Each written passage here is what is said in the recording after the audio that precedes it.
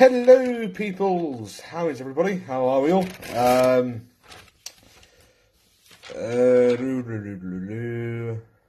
That's Wrestle Kingdom stuff.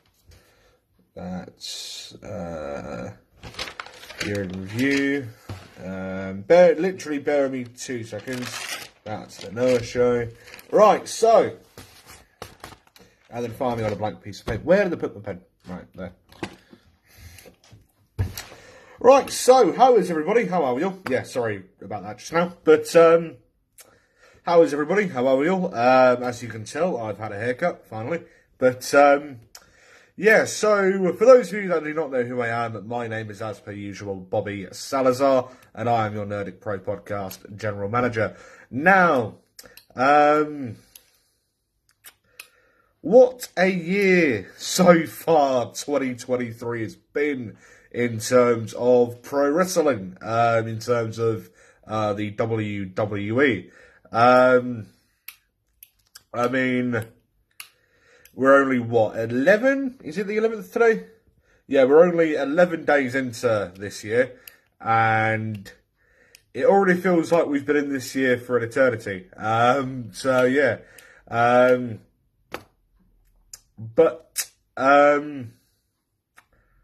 Yeah, so for those of you that do not know what I'm on about, it's all the stuff surrounding the WWE's board of directors, shall we say. In the terms of Vince McMahon literally pushing his way back into the WWE's board of directors. Somewhere like 4 or 5 members of the board ended up leaving as a result of Vince actually coming back to the WWE.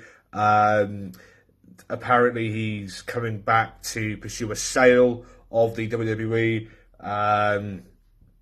We're seeing lots of rumours and speculation and reports, etc., from various different people, from the likes of Dave. Well, I don't know about you guys, but I'm certainly seeing like a lot of stuff coming out from people like Dave Meltzer, Sean Ross Sapp, Sportskeeda,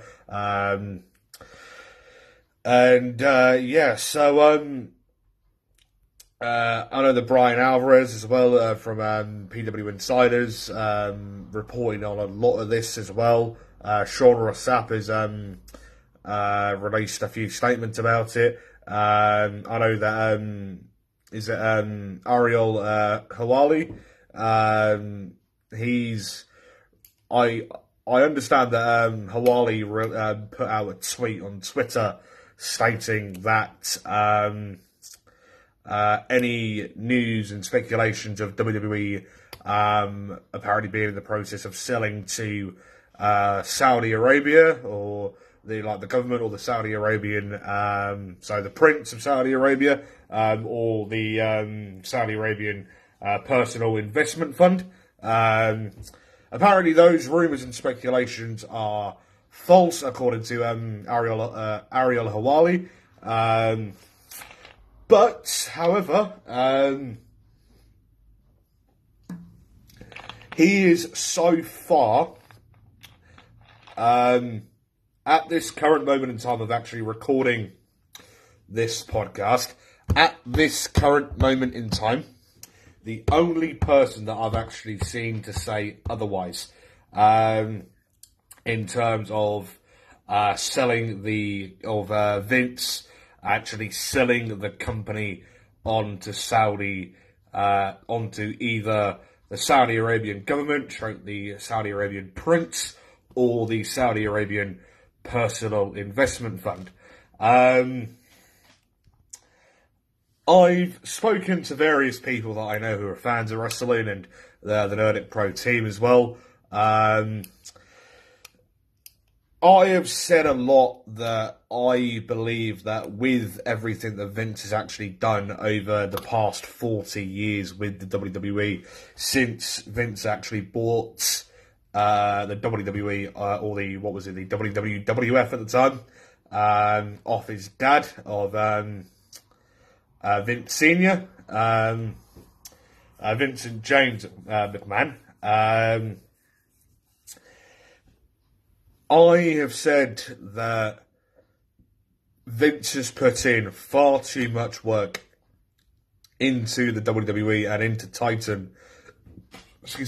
into the WWE, into the WWE and Titan Sports Inc. as well, to actually progress a sale in the WWE and actually put out and actually progress a sale to whoever it's going to be.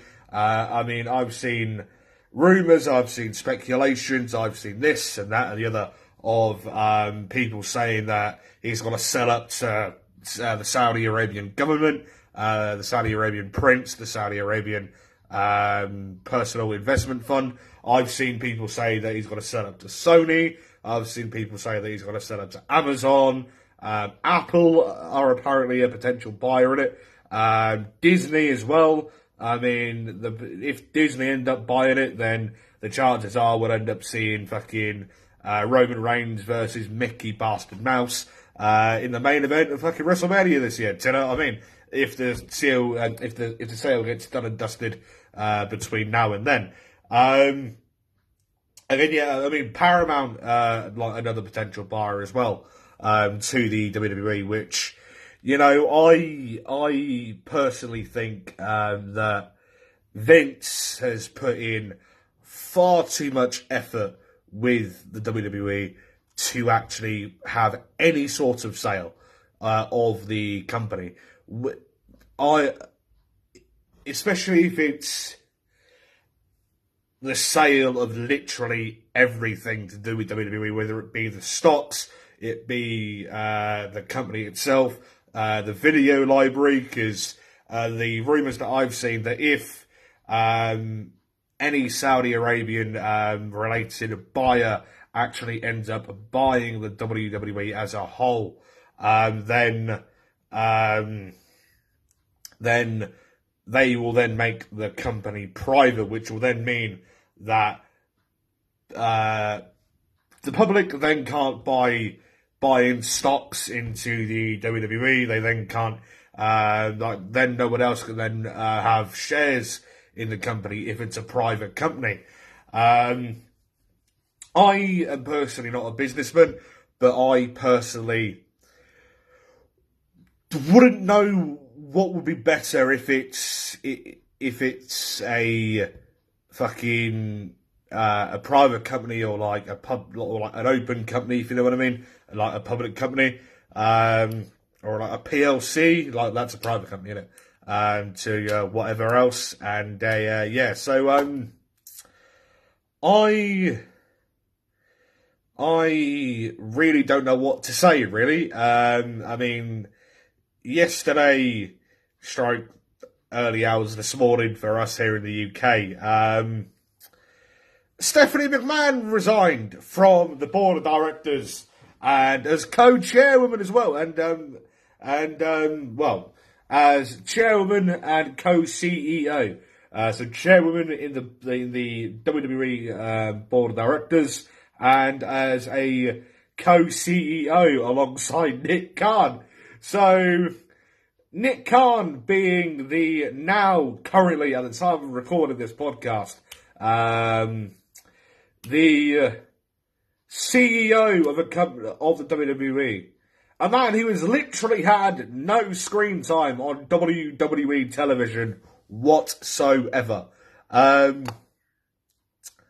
I personally really cannot work out everything. I mean, I know that Stephanie has said that, has put out a tweet saying that 8 months ago, or however long ago it was, has it honestly been 8 months? It feels a lot fucking longer than that. She took a leave of absence from the WWE, and then a couple of weeks afterwards she had an offer of a lifetime to actually come into the WWE, come back to the WWE, be put onto the board of directors and become co-CEO alongside Nick Khan. And from, in terms of British time, UK time, late last night, early hours this morning, she put out a tweet stating something like, "Then, now, forever together." She's now resigned from her position in WWE. And even though there was a conference call, conference meeting held this past Friday, literally just as the whole Vince McMahon return news started getting too public, where they actually had to make some sort of like announcement stating that no managerial aspects or anything will be changed. She was directing this conference call, and she had stated that anyone in any sort of higher up management in Titan Sports Inc. Will have any form of change. So any director, any sort of chief, whatever, chief liaison officer or whatever, no one will change. No one and nothing, no one's titles will end up changing. And then late last night, early hours this morning, she's now out of a job. So yeah, yeah, I personally am now looking at the WWE as one great big massive clusterfuck, to put it politely. It is currently one great big massive clusterfuck. I mean, you know, if anything does actually go through with the Saudis, then the chances are, right, they would be, say if there was 10 sort of bidders to actually buy the WWE, then guarantee you the Saudis will be offering at least $500 million more than the next highest bidder. So Vince McMahon being Vince McMahon and being, you know, the massive businessman that he actually is, he would go for that extra $500 million. Do you know what I mean? Or even if it's like an extra 50 fucking grand or whatever. Do you know what I mean? He will go for that extra 50 grand. Do you know? He will go for that extra 50 million, 500 million, $500 million or whatever. Do you know what I mean? Yeah, so I personally am actually now, like, literally the entire wrestling world now quite intrigued to see what the coming days and the coming weeks actually have to offer for the future of the world wrestling entertainment. As I don't know what to say in terms of what's actually going to happen. I really don't.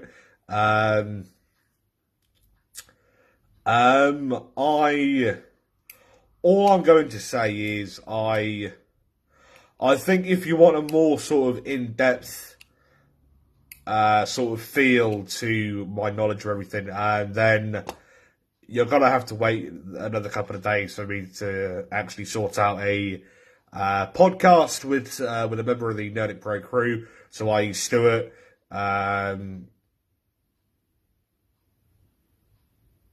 Ben, that's his name. I couldn't actually remember his name for a second. Stuart, Ben, and or Tommy, and yeah, then we'll end up getting something sorted. So yeah, as I'm pretty sure that for those of you that have actually clicked on to this podcast, you will have noticed that this podcast is titled Nerdic Pro Weekly, hashtag or number 60, special guest announcement. So next Tuesday, which will be, I know it's the 24th. I know that much. I don't know whether or not it's next week or the week after, but Tuesday the 24th,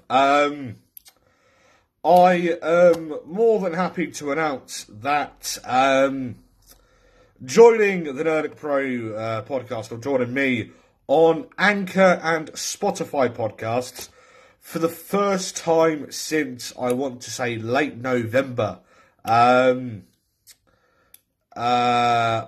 yeah, on the Nerdic Pro podcast, Spotify and Anchor pages.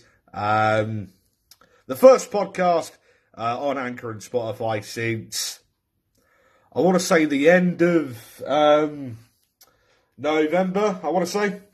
Right, hang on. So let's have a look to see when the last podcast was actually uploaded to the Nerdic Pros. Watch or a flip? Spotify and Anchor. So I don't want to listen to the Drunk on Experience at the minute.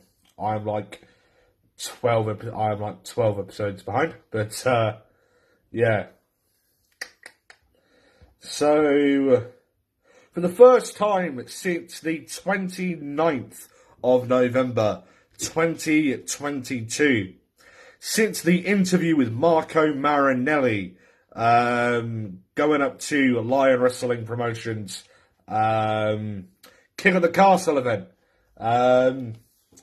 Joining me on the 24th of January 2023 will be none other than British wrestling loyalty, the 6-foot, 300-pounder, Mr. Crusher Curtis. He will be joining me on Anchor and Spotify podcasts for an interview, obviously about what actually got him into wrestling to begin with, what got him into grips into wrestling. And I've never actually asked this to anyone in terms of interviewing, like in terms of like an interview here on the Nerdic Pro podcast. But I've never actually asked if they have a form of like a ritual, if you know what I mean, for how they actually prepare for a match, how they prepare to actually go into training, their sort of favourite sort of techniques in terms of training, and their best sort of ways to actually become a professional wrestler. I've asked about any sort of like sympathy, if you know what I mean, on like what specific wrestlers actually give, like would give to people listening to the podcast and to people in general, for actually getting into wrestling. But I've never actually asked their sort of favourite techniques, etc., into actually getting into actually going into a match, going into like a training session, and even things like outside of training, whether it be, you know, going on a run or whatever, like, you know, swimming, etc. But yeah, so this will be something that I'll be getting into grips with Crusher Curtis, and yeah, so this is going to be one very, very, very good podcast with Crusher Curtis, and this will be taking place. Bollocks! Is it the 24th or is it this coming Tuesday? Because it's the 24th. Ain't this coming Tuesday? Is it? That's the 17th, next Tuesday. So I think it's the following Tuesday. So yeah. So Nerdic Pro Weekly will be here on the Monday. I'm only doing this episode of Nerdic Pro Weekly today on a Wednesday because I've been busy the past couple of days. But this week's episode of Nerdic Pro Weekly is out, so yeah, no need to worry. So yeah, I should have announced that I'll be doing it today, like instead of this past Monday or last night. But yeah, so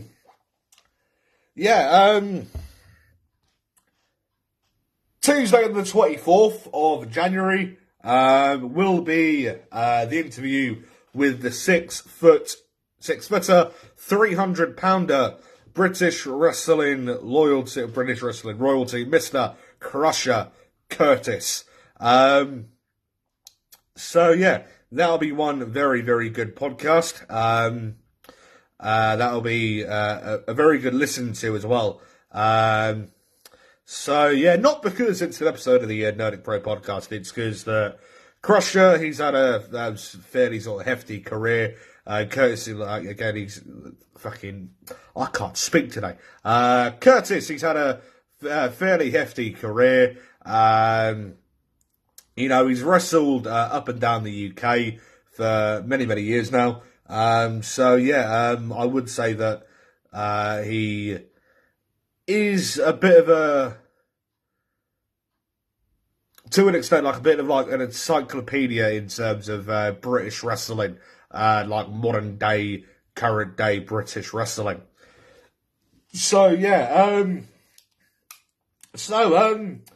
Let's talk about this past Monday's episode of WWE Monday Night Raw.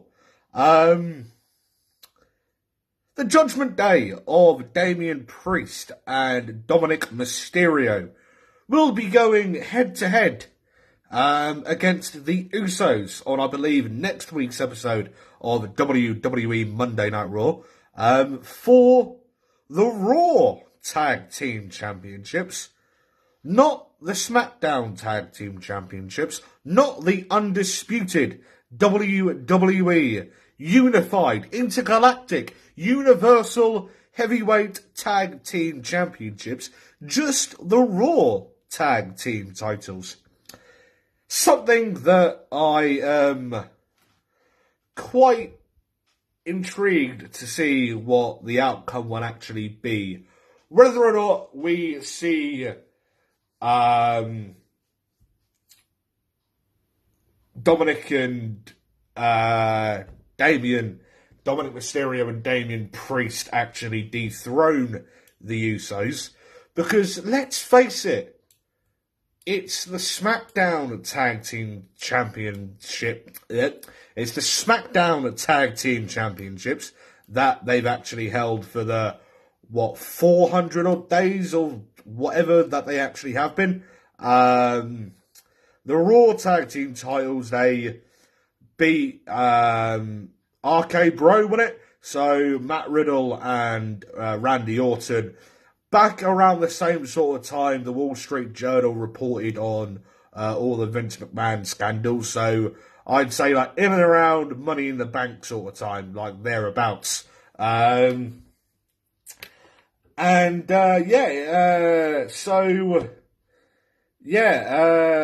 was actually the victory of the Raw Tag Team titles that ended up unifying both the tag team titles.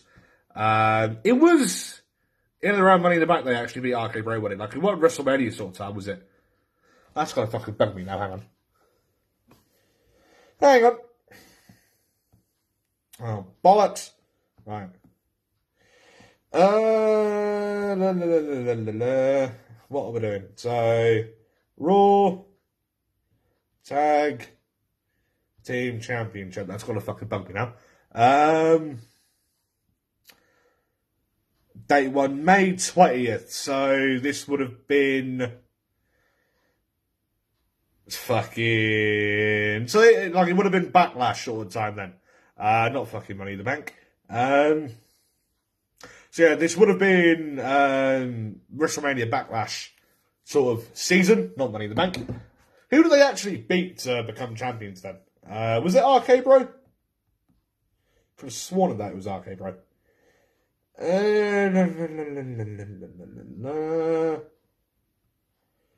not giving me an option to find the list, so yep. Right. Going all the way back to 2002. Yep, like I care. It was RK Bro. So Matt Riddle and Randy Orton won the Raw Tag Team titles on the 7th of March 2022. And then on an episode of Raw. And then the Usos won on the May 20th, 2022 edition of SmackDown. This was a winner's take-all match in which the Usos defended the SmackDown Tag Team Championships as well. So, yeah. So the Usos have been Raw Tag Team Champions for 235 days and counting.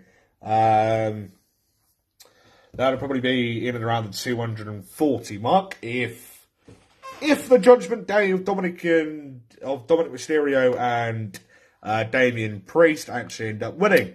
Now, the thing that really fucking made me laugh about the whole the whole Judgment Day sort of involvement in this past Monday's episode of Raw, obviously in and around Christmas, Dominic Mysterio ended up getting nicked. He got arrested after a form of invasion on the Mysterio household.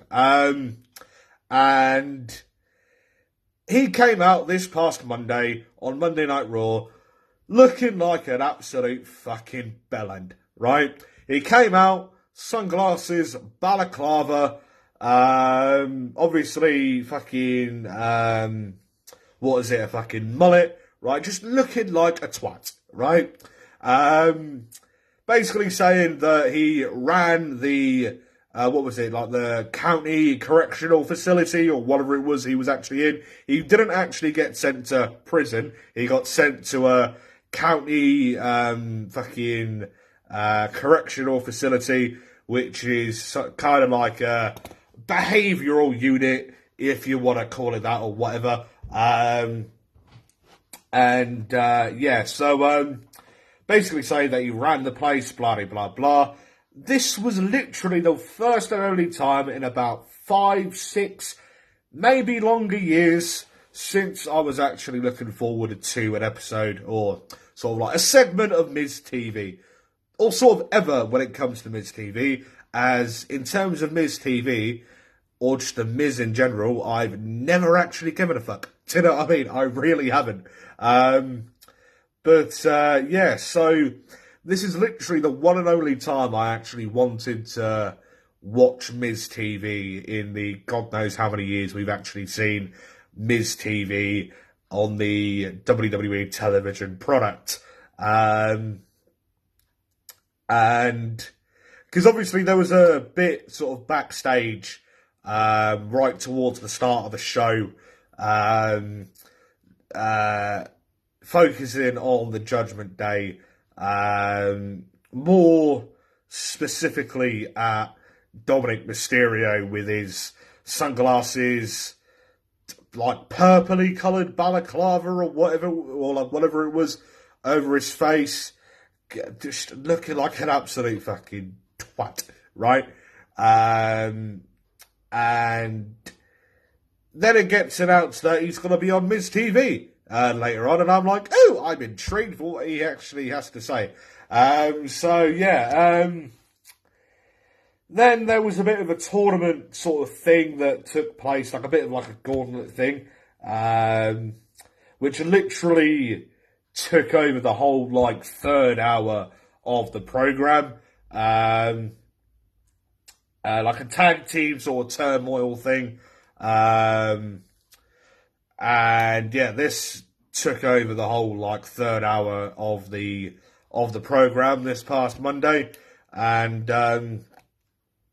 Damian Priest and Dominic Mysterio won to challenge for the Raw Tag Team titles, not the undisputed WWE Universal Intergalactic Heavyweight World Tag Team titles. But I am sort of kind of like intrigued to watch this upcoming match between Dominic Mysterio and Damian Priest of the Judgment Day, taking on Jimmy and Jey Uso.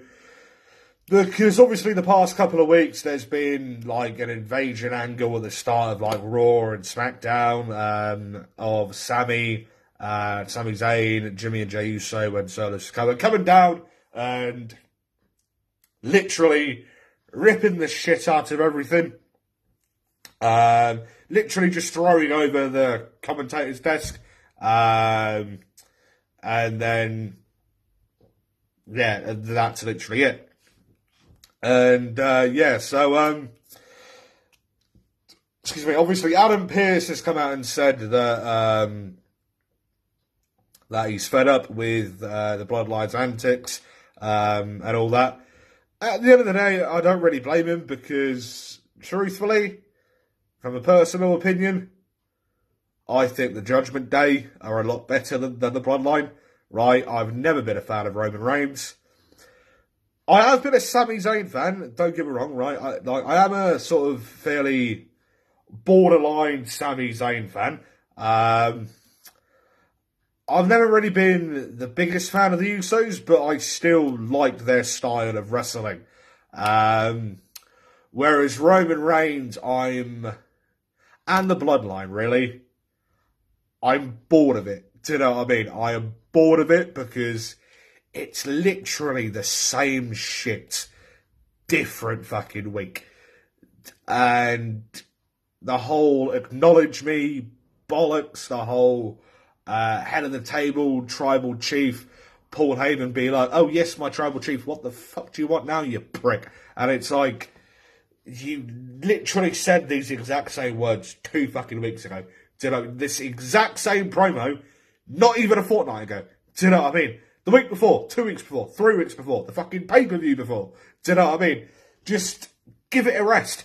Do you know what I mean? Whereas the Judgment Day, right, there's been various different sort of things coming out, right? Obviously, started off with Edge and Damian Priest. Then we had the affiliation with Rhea Ripley. Finn Balor then came in, fucked Edge off, right? And then we saw a good sort of feud for the next couple of months with Edge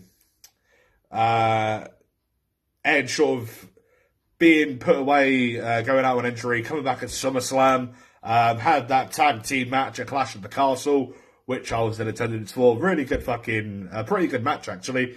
Fucking mental, manic pop for Edge when he came out. It was like the pop for Edge at Clash at the Castle, right? It was like if Rey Mysterio had advertised that he was going to have a mystery tag team partner in that match, right? And if Edge's number 27 return in the 2020 Royal Rumble match never fucking happened. Do you know what I mean? It was like if Edge never actually came back in the 2020 Royal Rumble match. Someone else came out at number 27. Someone else won the 2021 Royal Rumble.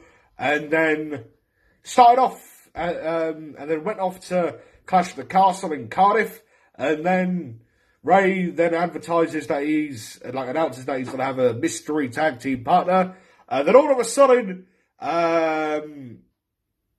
the speakers start to play, what is the song actually called?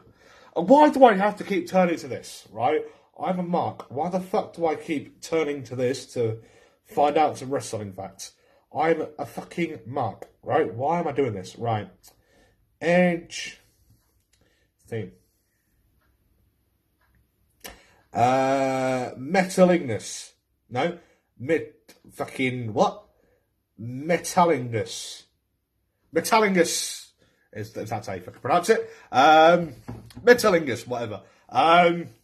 Started playing, and then, or you think you know me, and then the whole crowd goes fucking wild, right? And and then go to Extreme Rules in October,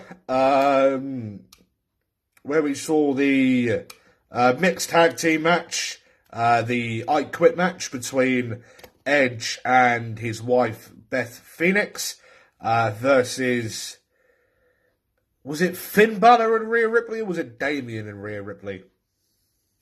I think it was Finn and Rhea, wasn't it?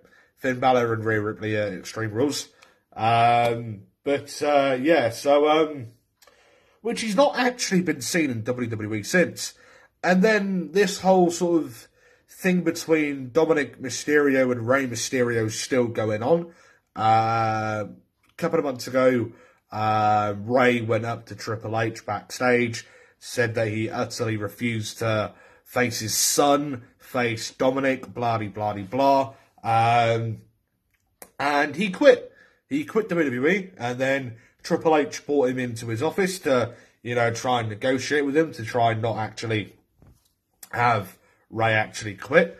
And they came to a decision, came to a conclusion that Ray was going to transfer from Raw, Monday Night Raw, to SmackDown, Friday Night SmackDown. And, so we've seen various different video packages between Dominic and Ray and Rhea and fucking who is the woman on you ended up smacking Rhea a few weeks ago. Is that Dominic's mum or something? And so I know they went to the Mysterio household on Thanksgiving. Dominic beat the piss out of Ray. And then was it Christmas Eve? They did the exact same thing. However, this time, it didn't actually get to the point of Dominic kicking the shit or kicking the piss out of Ray. Just out the blue, the police turn up like that. And then Dominic then gets nicked and then gets sent to some sort of correctional facility.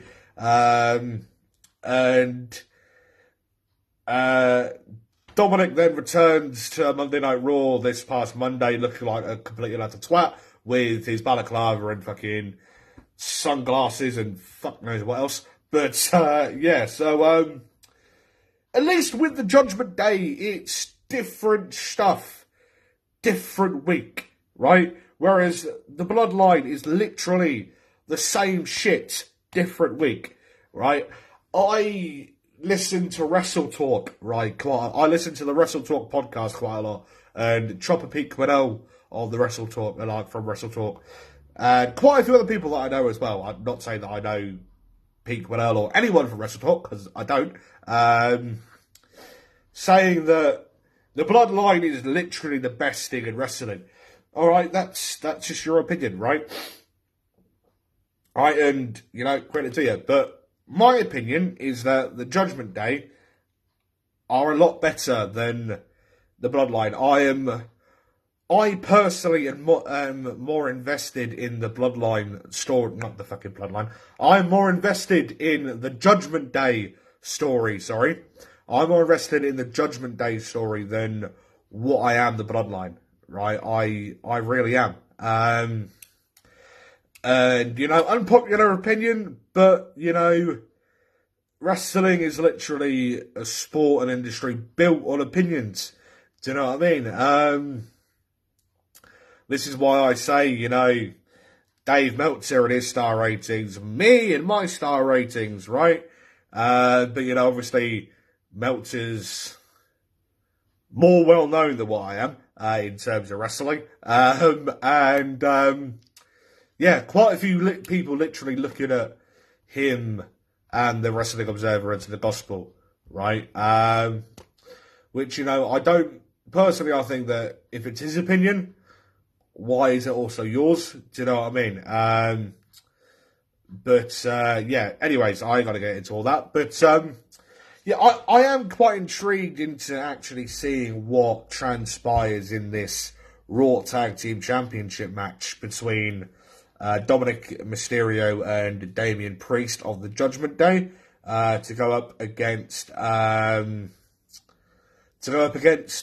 Jimmy and Jey Uso, because it'll be good to see what sort of interferences there will be, because obviously the Judgment Day and the Bloodline have both got people that can interfere in the match. The Judgment Day has obviously got Finn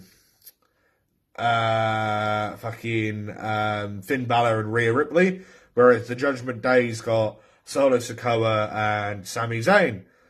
Roman ain't got to get involved whatsoever, but because it's Monday Night Raw, and when the fuck was the last time Raw had any sort of, Roman Reigns even saw any sort of relevancy to Monday Night Raw?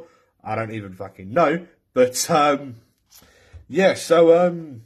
will we end up seeing the return of Edge in this match? Will we end up seeing, the return to Monday Night Raw from Rey Mysterio? Do you know what I mean? We are really going to have to wait and see on this aspect.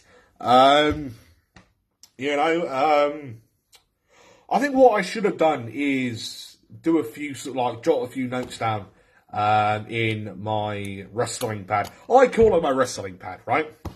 This thing, right? And no, I've got no notes. I've literally been improvising this whole fucking podcast through me literally knowing stuff and remembering stuff. But yeah, like I call this my wrestling pad because it's what I jolt all my fucking notes and star ratings and sort of miniature sort of scripts for podcasts in. I've got a folder upstairs in my bedroom that has got literally from sort of 2-3 fucking pads ago, sort of notes from then and to do with wrestling, and even sort of notes from podcasts from 2 fucking years ago. Well, it was March of 21, so it was literally just after I did the first podcast, I was sort of jotting down notes of what I could do for podcasts and all that before I came back in August of 21. Well, October when I actually uploaded that Nathan Cruz interview. But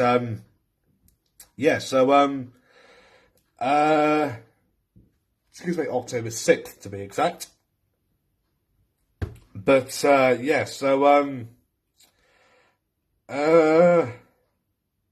already forgot what I was going to fucking say now. Literally just writing down notes, shit, and sort of podcasty bits and bobs and all that that I could have done, but literally not actually got round to doing yet, as of yet. But anyways, I think with the whole sort of clusterfuck that's going on in the WWE ballroom at the minute, and the whole clusterfuck that's just going on at Titan Towers in general, in, where is it, Stamford, Connecticut, or something in it.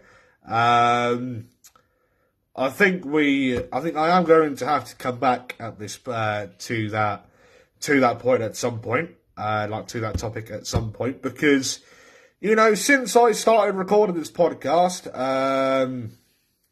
42 minutes and 40 seconds ago, there's probably been 1,000,001 different other news stories and 1,000,001 different potential buyers to the WWE. You know, Anthem, who fucking owns Impact, could have quite easily fucking put an offer in. Tony Khan could have put an offer in for all I know. The 2 blokes that own Tranmere Rovers that now own Progress, right, could have quite easily put a fucking offer in. But, you know, I'm going to have to come back to this at some point. Stewart's already said that he will hop on at some point for a podcast about this. So we're going to have to arrange something and maybe have Ben pop on at some point as well to try and get their opinions on the whole situation as well. But, without further ado, that has been this week's episode of Nerdic Pro Weekly, the 60th week of Nerdic Pro Weekly as well. For those of you that have not actually yet heard today, if you've been living under a fucking rock since you started watching this podcast, listening to this podcast, the special guest announcement, which is titled in today's podcast. The upcoming guest appearance is the 6-footer, 300-pounder, Mr. Crusher Curtis. He will be appearing on the Nerdic Pro podcast on Spotify and Anchor on the 24th of January 2023. Make sure you stay tuned in for that. And I'm currently in talks with a couple other people to actually get onto the podcast for an interview. Obviously, until dates and times, etc., are settled, then I will not be announcing who they are until then. But that that has been it from me. My name has, as per usual, been Bobby Effin Salazar, and I have been your Nerdic Pro podcast general manager, and I shall be seeing all you guys and gals later on. See you all later. Thanks very much for watching, and I'll see you all later. Goodbye.